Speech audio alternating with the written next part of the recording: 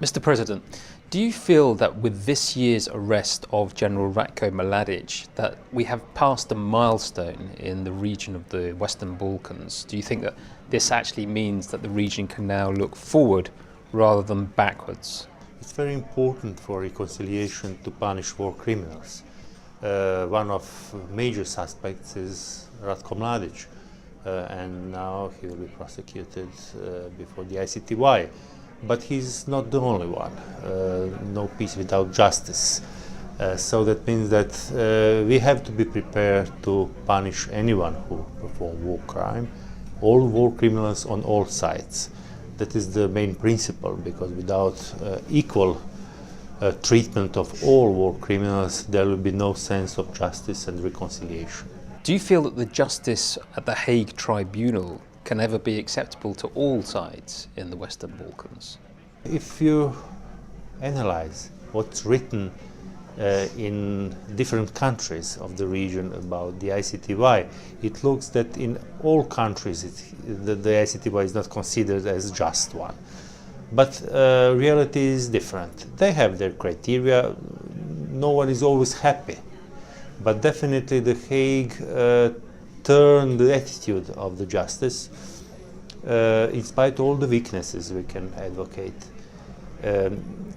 It's very important because the ICTY changed the approach of domestic judiciaries in all countries, and everything started from the ICTY because at the very beginning of the war and after the war, not all countries were willing to prosecute war criminals. So The Hague is very important, but it's even more important that in particular countries we have just approached the war criminals. That means that all judiciaries are now capable to prosecute and to be on a very high level.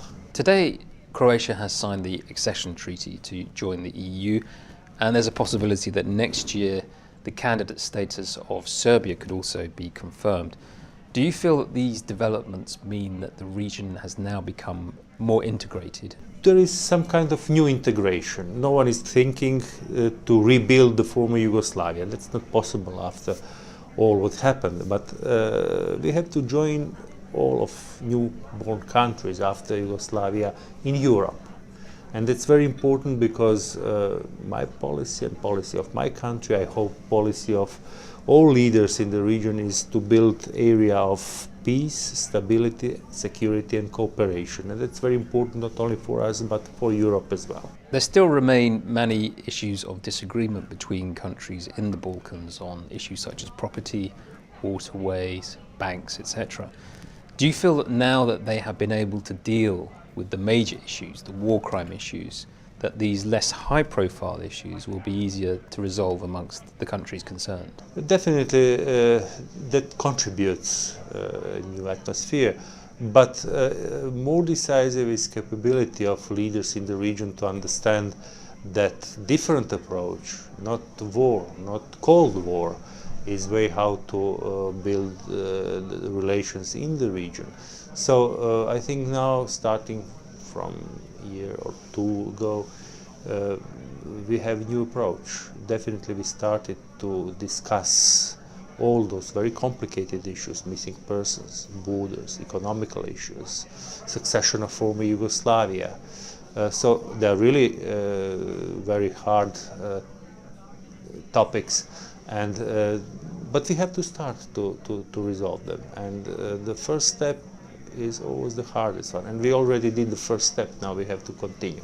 And what's very important, example, border issue. We have, Croatia has border issue with Serbia, with Slovenia, with Bosnia and Herzegovina, with Montenegro as well. But now that's not a complicated political problem. Now we consider it as a legal problem that will be resolved by arbitration or International Court of Justice, or just by negotiations. So it's now quite different atmosphere than a decade ago. Now we are much more capable to discuss everything in friendly atmosphere.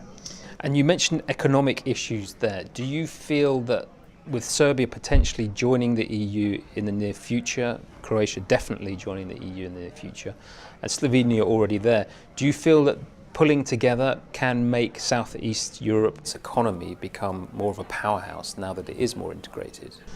Definitely. Now we have commercial relations, not always brilliant one, but now we have trade, we have companies established in different countries, operating in neighborhood, and the results are visible. Just yesterday I've been to promotion of one economical program between Bosnia and Herzegovina and Croatia. And it's very important because it's not a program for Bosnia and Herzegovina and Croatia, but we are going to export some medicine instruments all around the world. And so that's a good example, and I hope that our economies, in our interest of every particular country, can be improved by cooperation, definitely. And there was a conference here in Brussels last week about whether the problems of the Balkans, Western Balkan area, whether they are the problems of everybody now. Do the problems of the whole region now seem very similar to everybody else's?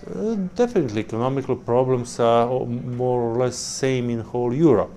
But what I would like to stress, yes, we have unresolved issues between countries, but now Southeast Europe, in so-called Western Balkans,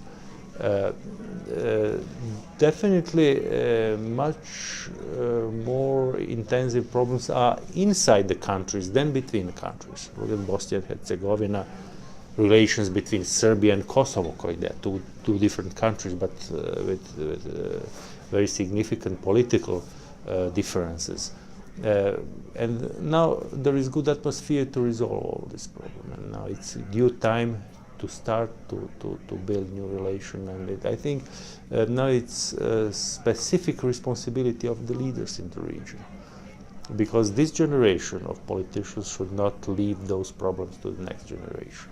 It will be very risky for the region and for the Europe as well. Some commentators have indicated that 2011 could be the year when the Western Balkan countries start reconnecting more rather than pulling away from each other as in the past. Do you feel that this is true, or do you feel that the clashes between Kosovo and Serbia over the border dispute are more indicative that not everybody in the region has abandoned violence? Definitely the history is somehow also part of our daily lives. There is heritage, unfortunately heritage of hate, especially in some areas of Western Balkans. But that is responsibility of present politicians. They have to break this tradition, they have to make new relations and to resolve all these problems. Final question, in terms of reconciliation, everybody has mentioned how important that is. When do you feel the end point of reconciliation can be reached, and how important was 2011? There are ups and downs, especially in some part of our region. We are not always making better situation. It happens that it goes down as well, but tendency is clear. General approach is positive one. I think there is no one to tell in which year, day and month we are going to have stable peace and prosperity. But definitely we are now in the right direction, and definitely complete resolvement of all these problems will not happen tomorrow. We need time, we still need time, but what's important that the tendency is visible. If you compare our relation, Croatia's relations, or Serbia, or Bosnia and Herzegovina, or Slovenia, or Montenegro, you can even not compare it. The difference is very, very significant. Mr. President, thank you very much.